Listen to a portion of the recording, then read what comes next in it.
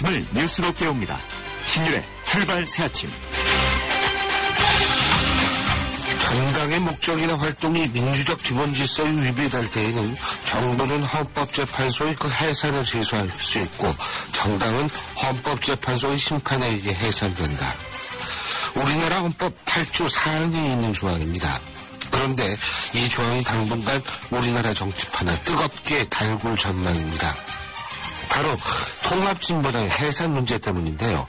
어제 대한민국 법무부와 통진당은 해상 청구 소속 최후 변론에서 뜨겁게 맞붙었습니다. 여기서의 쟁점은 여러 가지가 있을 수 있지만 그중 하나가 통진당이 민주적 기본 질서에 위배되는 정당인가, 다시 말해서 북한과의 직간접적 연계가 되어 있는가 하는 부분이라고 할 수 있습니다. 법무부는 지하당과의 연계를 주장하고 있는 반면에 통진당 측은 이를 전면 부정하고 있는 형편입니다. 여기에 핵심은 민혁당과의 인적 연계가 핵심으로 떠오를 수밖에 없는데요. 이 부분 과연 어떻게 봐야 하는지 여러분과 함께 오늘 고민해 보도록 하겠습니다. 신율의 출발새 아침 오늘 순서 시작합니다.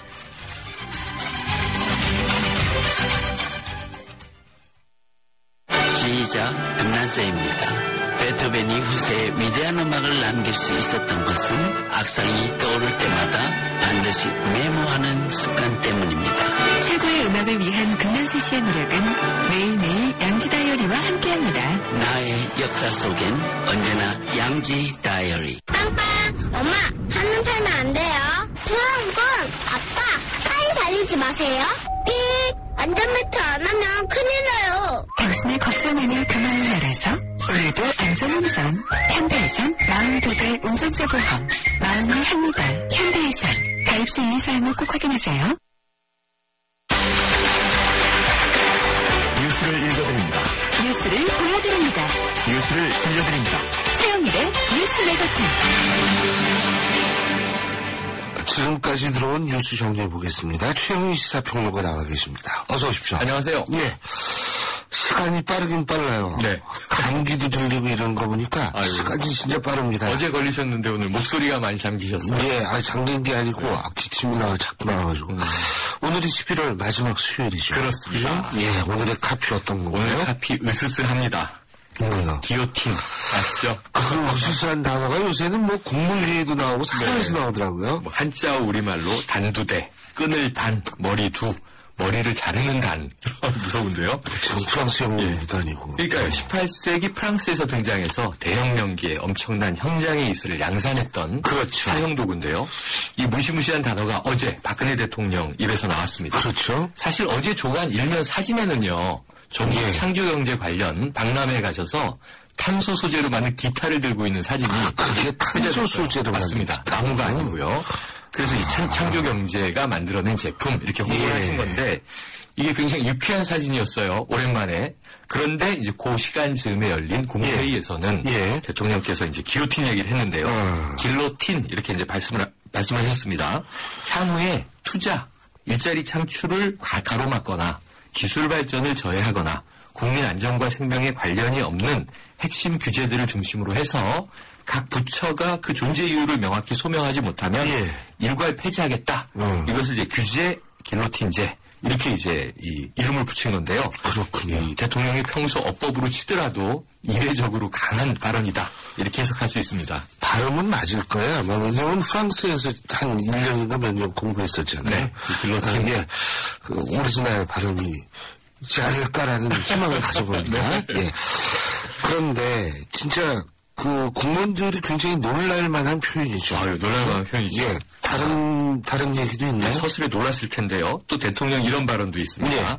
그제 이제 이번 수능에서 문제가 됐던 예. 생물과학 2 8번 문항, 영어 25번 문항 복수 답안 인정하면서 평가원장이 사퇴하지 않았습니까? 그렇죠. 예, 대통령은 한 번도 아니고 연이어 오류가 발생하는 것은 시스템에 문제가 있는 걸로 판단할 수밖에 없다. 이렇게 그렇죠. 지적을 하면서 예. 현재 수능 출제 방식을 재검토해서 예. 다시는 이런 일이 일어나지 않도록 근본적 방안을 마련하라. 강경하게 얘기를 했는데요. 예. 교육부 및 관계 당국도 사실상 기요틴에 목을 올려놓은 그러나마 이 심정일 겁니다.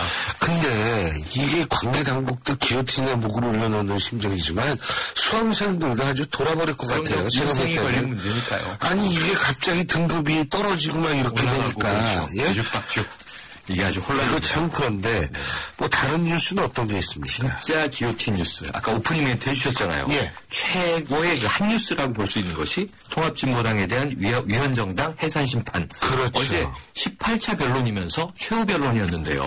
예. 사실상 이게 소수 진보정당입니다. 뭐 어떤 때 1% 지지율, 예. 아닐 때 3% 지지율인데 이 통합진보당은 정치적인 기요틴에 올라서 있다. 헌재로부터 헌정사상 초유의 위헌정당으로 해산 판결을 받으면 예. 정치적 사형이 되는 거죠. 그렇죠. 그래서 어제 링 위에 헤비급 선수들이 올라왔습니다. 정부 측 대리인 황교안 법무장관 변론을 통해서 통진당은 자유민주주의를 부정, 반민주적 북한의 사회주의를 추종하는 이런 정당이다. 해산해야 한다. 촉구한 반면에 이정희 대표는 이게 또 통진당 이렇게 부르면 보수고요. 진보 쪽에서는 진보당 이렇게 부르는데 이정희 대표는 진보당이 북한식 사회주의를 추종할 이유가 전혀 없다. 예. 이 전면 부정을 하면서 정부와 보수 언론의 종북몰이의 희생양으로 내몰린 것이다. 이런 주장으로 자신들은 결백하다. 이런 주장을 폈습니다. 예. 18차례에 걸쳐서 17만 페이지가 넘는 기록이 쌓여 있었고요. 양측은 최후 변론에 200페이지짜리 이 변론문 이걸 요약해서 20페이지 이 주장을 편 건데요. 제가 계산해 보니까 A4 용지 종이값만 한 200만 원 되더라고요. 이렇게 지금 우리 사회가 치열하게 논할 이슈인가 고민이 좀 있습니다만 어쨌든 이제 문제고요. 남아있는 문제는 9명 헌재 심판관 예. 평의를 통해서 결정을 내려야 되는데 이게 이석기 의원의 내라는 뭐와 연결돼 있지 않습니까? 그렇죠. 그래서 이제 대법원 전원합의체 판결이 1월 말 혹은 2월 초 내려질 예정이라는데 예. 헌재 판결이 올해 내로 내려질 것이냐 예. 이석기 재판 이후로 미뤄질 것이냐 이게 주요 관건입니다. 그런데 제가 볼 때는 우리나라가 추구하는 가치는 다양성을 인정하는 것은 확실합니다. 네, 뭐 사상의 자유 그렇죠. 근데 지금 있죠. 이 부분에 있어서는 사상의 자유라기보다 북한과의 연계 가능성이거든요. 그렇죠. 네. 그러니까 우리랑 적대 관계에는 특정 정치 집단과의 연관 관계가 직간접적으로 있느냐가 핵심인데 맞습니다. 그거하고 사실 진보하고는 그다지 관련이 없어요. 그렇습니다. 네, 그렇지 않습니까? 그러니까 이게 진보적 가치를 우리가 얘기를 한다라는 부분과 북한과의 연계 가능성을 얘기한다는 부분은 우리가 좀 구분해서 접근해야 되는 건 아닌가. 그래서 어제 이제 이정희 예. 대표는 국가 연계가 없는데 자꾸 추측을 가지고 예. 걸고 있다 이런 건데 제가 어제 방송에서 모 방송에서 무슨 얘기를 했냐면요. 예. 이거 지금 국가정보원이 할 일을 제대로 못해서 법무부가 대신 고생하고 있다 이런 얘기를 했거든요. 그것도 또 얘기가 되네. 근데 이게 위헌 판결이 나서 예. 뭐 이제 통진당이 뭐 어떤 또 정치적 사형 판결 이후 고통을 겪게 될지 모르지만 이게 만에 하나 또 위헌 판결이 아닌 것으로 합헌으로 판결이 나면요, 이 정부가 또 매우 곤란해집니다. 그렇죠. 이 진검승부거든요. 예. 내년도 이제 임기 중반으로 가는 이제 박근혜 정부에 어찌 보면 참 이게 저는 선거를 통해서 지난번 6.4 지방선거 때 거의 기초의원 하나도 당선되지 않지 않았습니까? 그렇죠. 그래서 내버려 두면 국민이 심판할 텐데 정부의 무리수인가 아닌가 이게 좀 지켜볼 문제가 되겠습니다. 그렇습니다. 뜨거운 뉴스죠. 네. 또 다른 뉴스 있나요? 있습니다. 김영란법 오늘부터 정부의 심의에 들어가는데요. 예. 이 김영란 전 권익위원장이 발의했던 것인데 예. 여러 해가 묵었어요. 예. 올해도 여러 달 동안 국회에 계류돼 있는데 예. 근데 정부안은 좀 완화된 안이어서 야당이 비판을 하고 있었는데 지금 이제 이번에 심의를 또 앞두고 이번에 권익위에서 더 완화된 개정안을 냈습니다. 그러다 보니까 이게 누더기법이 된 게 아니라 예. 야당은 원안에 가깝게 가야 한다. 예. 정부와는 그것을 좀 완화한 형태, 권익위는 이것을 더 완화한 형태. 그러면 이게 결국은 잡으려고 하는 이게 이 원제목으로 보면 부정청탁 금지 및 공직자 이해충돌 방지법이지 않습니까? 예. 이 법의 취지를 살리지 못할 것이다. 예. 이런 우려가 나오고 있으면서 누더기법으로 통과가 될지 강화된 원안으로 통과가 될지 좀 지켜볼 문제가 되겠습니다. 그렇군요.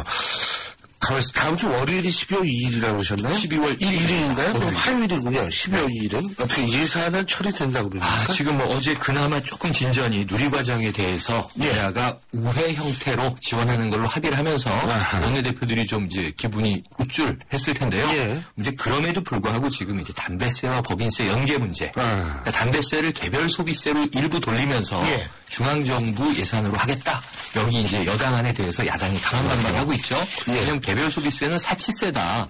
서민 담배 증세하면서 이게 뭐냐? 그러면 법인세도 연계해야지. 지금 이게 쟁점이고요. 그와 관련해서 여당은 원래 주장대로 12월 2일 끝나야 한다. 야당은 일주일 늦춰서 12월 9일 이 얘기를 하고 있어서 요거 좀 평행선이고요. 이번 주 이제 얼마 남지 않았는데 타결 안 되면 아마 자동 부의되거나 뭐 이제 또 이게 강제로 강행 가결 처리가 되거나 하면 날치기다 하면서 해마다 보던 모습이 시끌시끌할 것 같습니다. 뭐 한두 번 게 아니니까요. 그렇죠. 11년 동안 봤는데요. 자, 마지막으로 어떤 노래 들을까요? 네, 이게 뭐 끔찍한 기로틴에 대한 노래는 없습니다. 플레인이 있는데요. 오늘은 SG 워너비가 부른 죄와 벌 한번 들어주시죠. 네, 오늘 말씀 잘 들었습니다. 고맙습니다. 네, 고맙습니다. 예, 지금까지 최영희 시사평론가였습니다. Best shop, best enjoy, best shop, best shop, to the best manager, best shop, best shop, best smile, best shop. 전자제품 쇼핑은 베스트샵에서. Best shop. 국민 단열재 팩트론이 따사로를 출시하여 이에 신부합니다. 따사로는 따뜻하고 시공이 간편합니다. 따사로는 난방비가 절감됩니다. 따사로는 단열재 전문 기업이 만든 국민 단열재입니다. 이상 발명 특허 신기술 국민 단열재 따사로입니다. 검색창에 따사론을 검색해보세요. 전국지사 대리점 모집 중 1600-6773. 신율의 출발사 아침 1부 순서는 여기까지고요.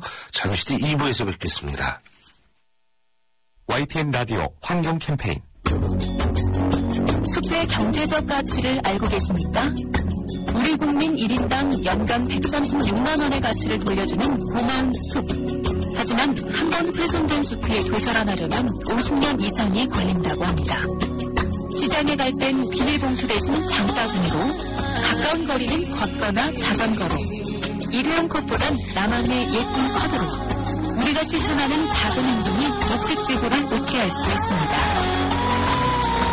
이 캠페인은 더 나은 내일을 위해 동행하는 신한은행과 함께합니다. 인생을 살아가며 당신 곁에는 어떤 사람이 필요할까요? 내가 힘들 때 도와줄 수 있는 사람, 내가 가야 할 길을 안내해 줄 수 있는 사람, 내게 희망의 기운을 북돋아주는 따뜻한 주깃돌 같은 사람, 바로 신용보증기금입니다. 중소기업 CEO 여러분, 예비 창업자 여러분, 중소기업의 희망구김돌 신용보증기금, 대한민국 중소기업의 소중한 희망이 이루어질 수 있도록 지원합니다. 기업이 행복한 세상, 크리에이터 신용보증기금이 함께합니다.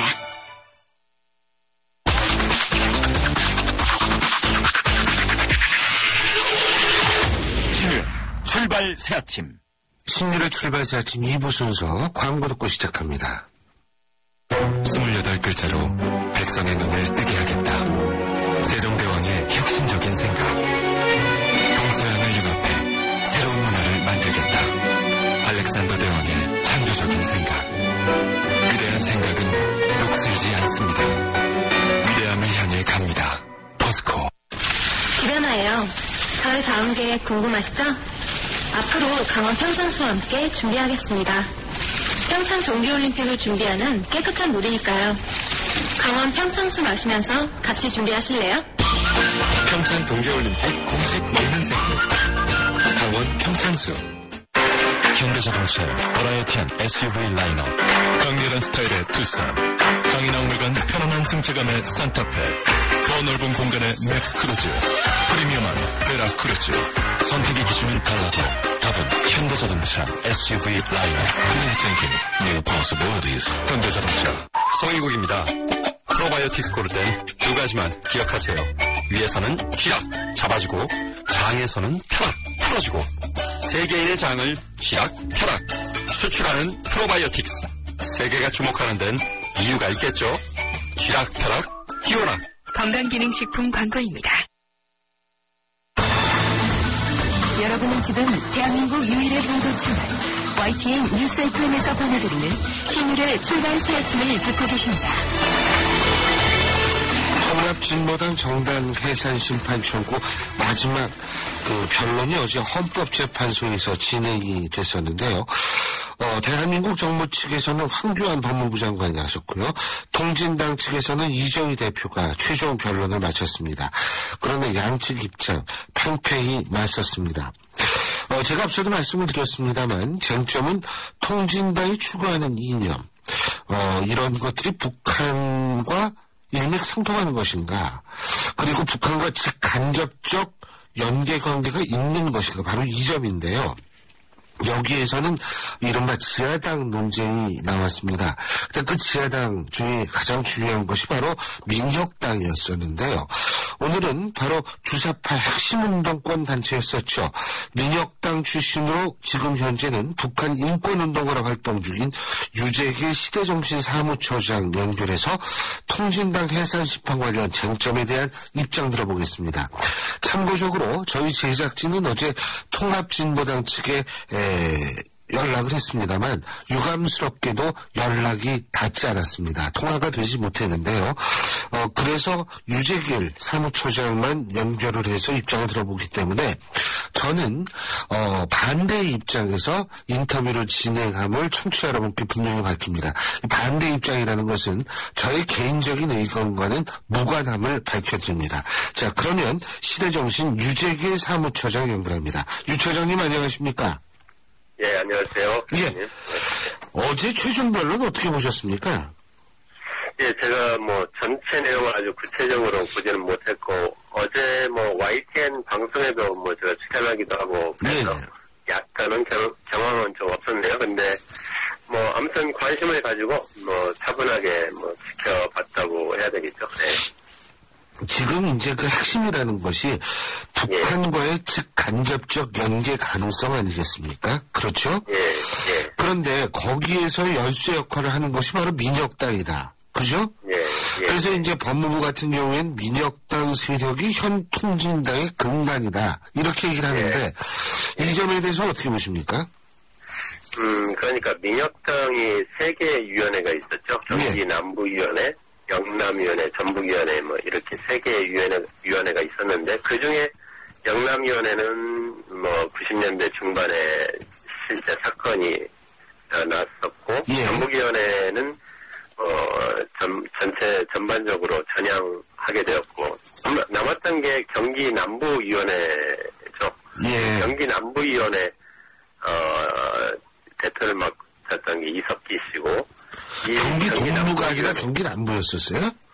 예. 민혁당 내에서는 경기 남부위원회라고 하고 경기 동부라는 거는 전국연합이라는 그 제야단체가 있었습니다. 그때가 경기 동부연합에 속한다고 해서 이제 경기 동부연합 이렇게 해왔던 민혁당 내에서는 경기 남부다. 예, 경기 남부위원회 위원장을 맡고 있었던 게 바로 이석기 씨죠. 근데 이석기 씨는 본인은 부정하고 있지 않나요?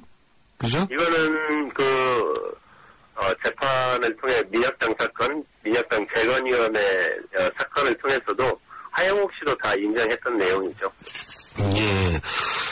우리 유재길 처장께서는 언제까지 민혁당 활동을 하셨어요? 97년 민혁당 해산 결정이 날 때까지죠. 그러니까 끝까지 활동을 하신 거군요. 그렇죠. 예. 그렇다면 그 민혁당의 잔존 세력이나 혹은 일부 세력이 통진당, 과거 민노당에 분명히 들어갔다 이렇게 보시는 거군요, 지금? 예, 그러면요. 당연한 건데, 실제로 이석기 씨가 통합진보당의 국회의원도 되었고 그 외에 다른 많은 사람들이 면면을 살펴보면 민혁당 출신, 그러니까 영남위원회 출신이거나 경기 남부위원회 출신들의 사람들이 아주 다수 사람들이 포진돼 있을 뿐만 아니라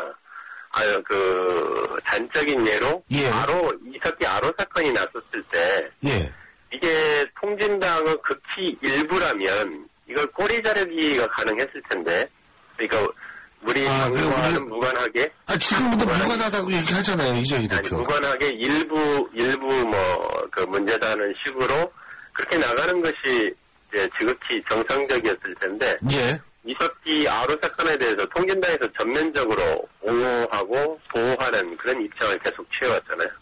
뭐 이런 걸 볼 때에도 이 경기 남부위원회 이 이석기를 주축을 하는 이 사람들이 결코 일부 개개인의 어떤 한두 명의 당원에 불과한 것이 아니라는 사실을 여실히 보여주는 거죠. 예, 그렇게 생각하신다. 근데요, 이제 중요한 것은 지금 민혁당은 김영환 북한민주화 네트워크 연구위원으로 통해서 북한과 직접적인 연계를 가졌었죠. 그건 사실이죠. 김영환 연구위원께서 북한을 다녀오고 이랬으니까요. 그죠? 그것까지는 팩트인데 문제는 뭐냐면 민혁당과 설사 만에 하나 관계가 있다 하더라도 그 어떻게 우리 유재길 사무처장께서는 민혁당에 그렇게 활동하시면서 이게 북한하고 직접적인 연계가 있다는 사실을 아셨어요? 제가 활동할 당시에 김영환 연구위원이 북한을 다녀왔다든지 북한으로부터 돈을 받았다든지 하는 사실을 알 수가 없죠.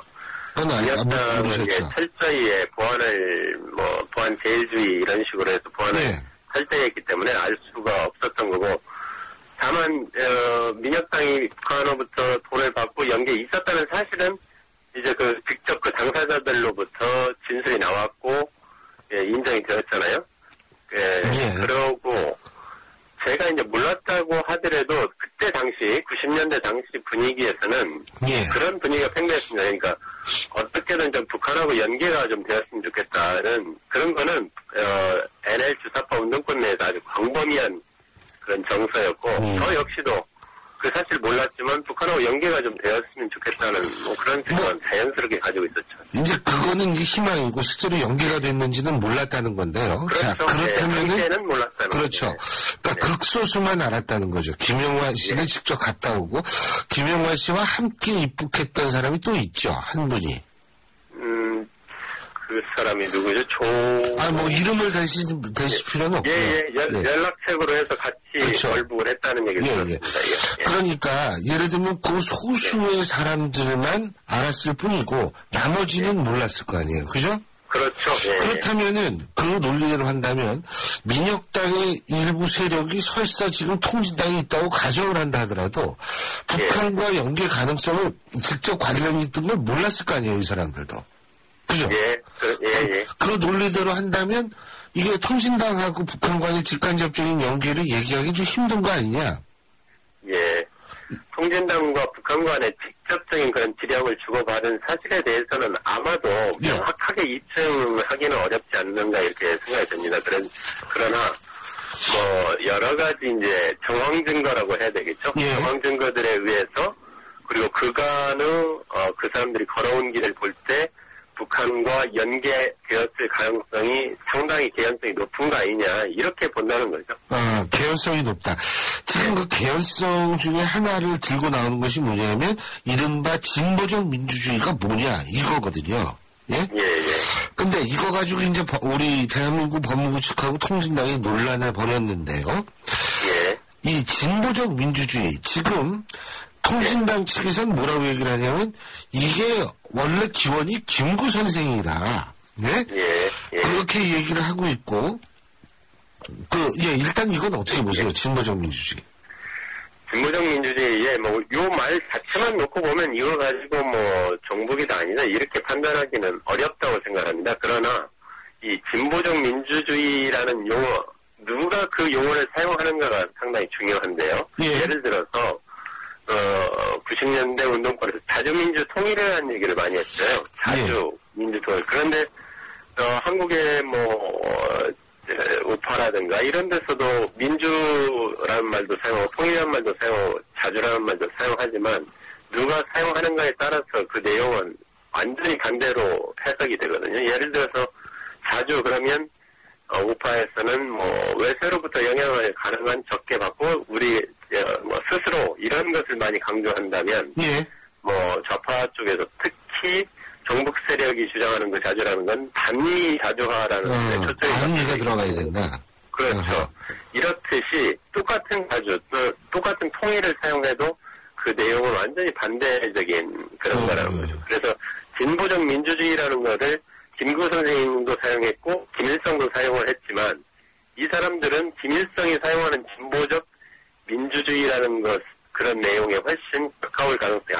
하는 거죠. 제가 그것과 연관돼서도 여쭤볼게요. 예. 서울 모 대학교의 이 법학 교수인데 이런 주장을 하더라고요. 예. 이 진보적 민주주의라는 게 이 사회의 소외계층에 관해서 이걸 더 이 감싸주고 같이 가야 된다라는 차원에서 오히려 헌법 정신에 부합한다. 이런 기사를 제가 봤어요. 이건 어떻게 봐야 돼요, 이건? 예, 그러니까 진보적 민주주의에 대해서 방금 말씀드린 것처럼 이게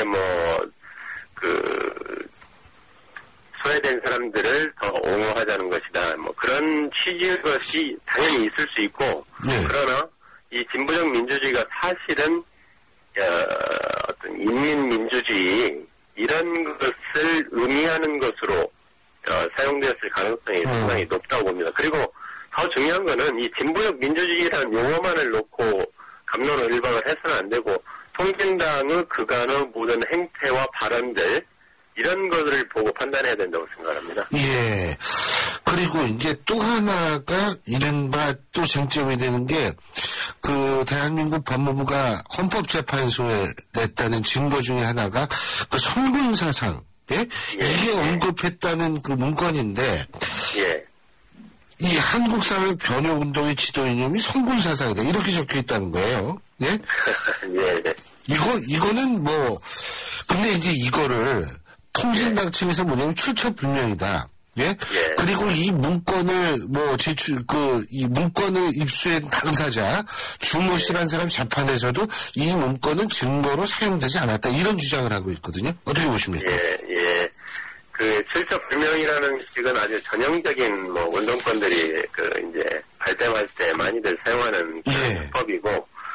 우리도 90년대 어떤 그런 불리한 증거들이 나오고 그럴 때는, 그거 어떻게 나온 건지 우리도 모르겠다. 출처가 불분명하다. 어디 거기에 우리가 했다는 게 적혀 있기라도 하느냐. 이런 식으로 발뺌을 하는데, 저는 그게, 아로 내부 문건이었을 가능성, 그리고 그걸 가지고 이제 내부적으로, 교육 문건으로 썼을 가능성이 아주 높다고 보는데, 이 성분사상이라는 것과 관련해서는 제가 이게 참, 종북 세력들의 자가당착 전형적인 것 중에 하나라고 보여져요. 뭐냐면, 이 성분사상이라는 게 사실은 95, 6년경에 김정일이 이렇게 주창한 것인데, 한마디로 자기 체제 보위를 위해서 군대를 맨 앞에 세우겠다는 거 아니겠어요? 한군이라는 게 군대를 앞에 세워서 군사 독재를 실시하겠다는 걸 공공연하게 표방한 것인데 우리 그 운동권, 특히 종북 세력들 같은 경우뿐만 아니라 운동권에서는 군사 독재를 엄청나게 비판해 왔잖아요. 70년대, 80년대 한국의 박정희 군사 독재, 전두환 노태우 군사 독재 이렇게 하면서 군사 독재에 대해서는 아주 치를 떨었던 그 사람들이 선군 사상을 지도 사상으로 받아들인다, 그걸 인정한다는 거는 도저히 이해할 수도 없고 자가당착하게 전형적인 모습을 보여주는 것이다. 이렇게 생각합니다. 그리고요, 또 한 가지는 뭐냐면 황선이라는 사람이 있더라고요. 전 민주노동당 부대변인이라고 그러는데 이분이 토크 콘서트인데 이제 그 세간에서는 종북 토크 콘서트라고 얘기를 하죠. 근데 북한에 대해서 인권 문제가 우리가 생각하는 거하고는 많이 다르다는 식으로 얘기를 하고 참, 이분의 사고 체계가 참 여러 가지로, 참, 사람들의 주목을 끌 수밖에 없을 것 같은데, 실제로 어떻게 보세요, 일단 이거를? 이분이 98년도에 한총련 대표로 북한을 방북했던 것으로 알고 있는데요. 98년은 한총련이라면, 제가 기억하기로 96년 연세대 사건, 97년 출범식을 거치면서 한총련이 매우 경직되어가는 그런 과정이 있었습니다. 근데 바로 그렇게 경직된 것이라는 게 아주 폭력적이고 종북적인 이런 상황을 한총련의 대표로서 평양을 방북했던 전력을 본다든지 그 2005년에 그 원정 출산 논란도 있었잖아요. 예, 그렇죠. 2005년에 예. 10월 10일 밤 10시에 제왕절개로 출산을 했다는. 10월 10일이 이른바 당창건 기념일이죠, 북한에. 예, 노동당, 조선노동당 당창건 기념일 날 10월 10일 그것도 밤 10시까지 해서 3개의 십자를 맞춰서 제왕절개로 출산을 했다는 건데, 바로 이제 이 사람이 그것에 대해서 해명을 한 걸 보니까, 뭐 인권에 대해서 해명한 걸 보니까 뭐 북한에서는 공개 처형이 난무하고 뭐 그런 것인 줄 알았는데 가봤더니 공개 처형도 없고, 그러니까 북한 인권을 걱정하시는 분들은 너무 그렇게 걱정할 필요가 없다. 그리고 우리도 연쇄살인범 같은 경우 공개 처형해야 된다는 얘기가 나오지 않느냐, 이런 얘기도 한 것 같더라고요. 네. 예, 그래서 근데 방금 그런 해명을 누가 참 제대로 된 인식이라고 생각할 대한민국 국민은 거의 없다고 생각합니다. 예. 알겠습니다. 오늘 말씀은 시간 관계에서 여기까지 듣죠. 고맙습니다. 예, 감사합니다. 예. 예, 지금까지 민혁당 출신이시죠. 시대정신의 유재길 사무처장과 함께 통신당 관련 얘기 나눠봤습니다. 경제 컬럼니스트 정철진의 경제시선. 경제뉴스 알아보겠습니다. 정철진 경제 컬럼니스트 연결합니다. 안녕하십니까? 네, 안녕하십니까? 예. 네. 올 3분기 가계부채 통계가 나왔는데, 네. 이제는 1000조 원 시대가 아니라 1060조 원 시대, 이거 아니에요? 이제 1000조 원 시대가 훌쩍 넘었네요. 말로는 속도가 장난이 아니에요. 맞죠. 예, 그렇습니다. 예. 어제 한국은행이 발표했던 이제 3분기, 2014년 3분기 가계신용이라는 자료인데요. 우리가 가계신용하면은 대출금, 은행이나 이제 제2금융권, 대부업체에서 빌린 대출금 플러스 카드빚, 이렇게 두 개를 합쳐서 가계신용이라고 하는데요. 뭐 일반인들은 가계부채다, 이렇게 말하면 될 것 같습니다. 예. 9월 말 현재 1060조 3천억입니다. 근데 이게 전년 동기 대비는 66조 7천억 늘어났고요. 3개월 전인 2분기 6월 말 대비 22조 원 늘어났습니다. 그러니까 이게 최근 3개월 동안 우리 가계가 거의 매달 7조 원 이상 추가로 빚을 졌다. 예. 이게 굉장히 걱정할 대목입니다. 이게 석 달 동안 22조 원이나 가계부채가 늘어났다는 거는 정말 걱정을 해도 아주 많이 해야 될 일이다, 이렇게 봐야 됩니다. 이게 뭐 주택담보대출도 있고 아마 그래서 늘어난 것 같은데 말이에요. 예. 분석을 하나하나 뜯어서 봤더니 역시 가장 많이 왜 이렇게 늘었냐, 주택담보대출이었습니다. 그 3분기 가계부채 중에서 은행권에서 빌린 주택담보대출이 11조 9천억 증가했거든요. 예. 그러니까 3개월 동안 22조 늘은 것 중에 11조 9천억, 거의 절반 이상을 이 주택담보대출 이렇게 해서 빌렸다, 이렇게 볼 수가 있는데, 예. 지금부터 한국은행 고민이 정말 커집니다. 지금 막 중국 금리 인하하고 유로화 찍겠다, 뭐 돈 풀겠다 이러니까 다음 달 우리도 금리 인하 뭐 이런 가능성 시장에서 많이 나오고 있거든요. 근데 지금 금리 낮출 때마다 부동산 규제 늘어날 때마다 뭐 이렇게 한 달에 7조 원, 8조 원씩 빚이 늘어나며 가계부채 또 금리를 글쎄 말이에요. 네, 이러니까 예. 금융당국도 신중해야 될 것 같아요. 쌍용자동차 말이에요. 네. 우리 사회에 참 안타까운 단면이었었는데 아직 끝나지도 않았죠, 이 문제는. 그럼요. 이런 와중에 무려 4년 만에 신차가 나온다고 그러네요. 예, 어제 저녁에 이렇게 퇴근길 또 오늘 밤에 이제 티볼리라는 단어가 여러 포털에서 실시간 검색 상위에 올랐습니다. 티볼리, 쌍용차의 신차 이름입니다. 무려 4년 만에 신차를 내는 건데요. 이 티볼리라는 이름이 뭐 이탈리아에 있는 휴양지 이름이다. 뭐 덴마크 코펜하겐에 있는 테마 공원이다. 뭐 여러 가지 이제 명칭의 뜻은 있는데 월트 디즈니가 뭐 이것을 자주 찾았다 이런 겁니다. 그래서 뭐 영감과 즐거움을 준 차다 이런 의미가 있는데요. 스타일을 보니까 소형 SUV입니다. 요즘 이제 CUV라고 많이 부르는데 소형 SUV고 쌍용차가 마인드라 그룹과 함께 이제 만든 거고 내년 1월 출시입니다. 1월 출시. 쌍용차 하면은 뭐 저도 그렇고 교수님도 그렇고 아마 이제 아련하고 안타까운 마음 많이 들지 않겠어요? 그럼요, 맞습니다. 티볼리가 잘 됐으면 좋겠고요. CUV에 관심 있는 분들은 내년 1월에 이 쌍용차 티볼리 한번 보고 매수 결정하셔도 좋을 것 같다는 생각합니다. 쌍용차 문제는 대한민국 중산층 붕괴가 어떻게 되는지를 상징적으로 단면적으로 보여줄 수 있는 문제이기 때문에 참 우리한테는 아픔으로 다가오죠. 그리고요, 이 농협의 한 개인 계좌에서 1억 원의 현금이 빠져나갔다고 그러는데 이것도 또 뭡니까 이게? 그것도 뭐 너무 많이 지금 사람들 얘기하고 있고 식당 가도 얘기하고 있는데 지난 7월 광양에서 발생했던 건데 1억 2천만 원이 농협 예금 통장에서 빠져나간 겁니다. 이게 41차례에 걸쳐서 한 300원 단위, 298만 원 단위로 빠져나간 건데 수사를 종결했다가 이게 너무 특이하다 그래서 다시 재수사가 돌입하고요. 농협은행 측에서도 이제 보험사에 신고를 해서 이제 사태 파악에 들어간 건데 핵심이 이게 텔레뱅킹을 이용했다는 것은 굉장히 독특하거든요. 텔레뱅킹을 그럼 어떻게 한 거냐 그랬더니 지금 뭐 전문가들에 따르면은 장기간 이 고객이 뭐 이렇게 텔레뱅킹은 이 수화기에 띡띡띡 이 소리를 누르지 않습니까? 이 소리 번호를 추적해가지고 그 음파를 통해가지고 이 비밀번호를 빼낸 게 아니냐 지금 이런 얘기까지 나오고 있어서 이번 수사는 이거 한번 집중적으로 해야 될 것 같아요. 게다가 왜 텔레뱅킹을 노렸냐면은 지금 은행 인터넷 뱅킹은 뭐 30만 원 이상 60만 원만 돼도 본인 인증 하라고 하죠. 그래서 뭐 휴대폰 인증번호 또 그걸 찍어야 되는데 텔레뱅킹은 300만 원 미치어서 이걸 노린 것 같은데 이번 사이버 수사대 수사 재수사 들어갔다고 하니까요. 결과 지켜봐야 되겠습니다. 예, 오늘 말씀 잘 들었습니다. 고맙습니다. 감사합니다. 정철진 경제 칼럼니스트였습니다. 세계 최고의 인재를 키워도 어렵다. 자산 키우기. 그래서 하버드에도 신협이 있습니다. 전 세계 100여 개국 시민들이 함께 만든 앞으로의 금융, 신협. 우리나라 신협은 세계 신협협의회와 함께합니다. 쉐보레의 놀라운 혜택과 함께 찾아온 쉐보레 11월의 크리스마스.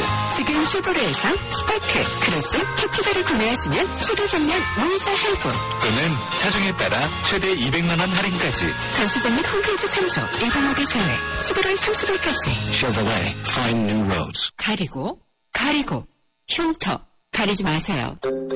흉터 전문 더마틱스 울트라. CPX 성분이 흉터를 흐리고 부드럽고 매끈하게, 흉터에 더 자신있게. 더마틱스 울트라. 이탈리아 글로벌 제약회사 메나리니. 본 제품은 의료기기입니다. 어르신들의 근육을 풀어드리고 싶다는 몸짱 트레이너들. 기프트카 쉐어링을 신청해 강원도 유천리 마을을 찾았답니다. 아이 시원하다. 기프트카 덕분에 표정까지 확 풀리셨나요? 누구나 이용할 수 있는 모두의 차 기프트카 쉐어링. 기프트카 홈페이지에서 신청하세요. 현대자동차 그룹. 왜 안 된다는 거죠? 월세는 묻지도 않고 바꿔준다던데. 운전자 과실에도 묻지도 않고 바꿔준다. 넥센 윈터 타이어 명품 보증제. 호텔도 보증도 역시 넥센 타이어. 12월 구매 고객의 하남 일부 품목 제외. 보증기간 2015년 8월 말까지. 신율의 출발새 아침 2부 순서는 여기까지입니다. 전 8시 10분 3부에서 다시 찾아뵙겠습니다.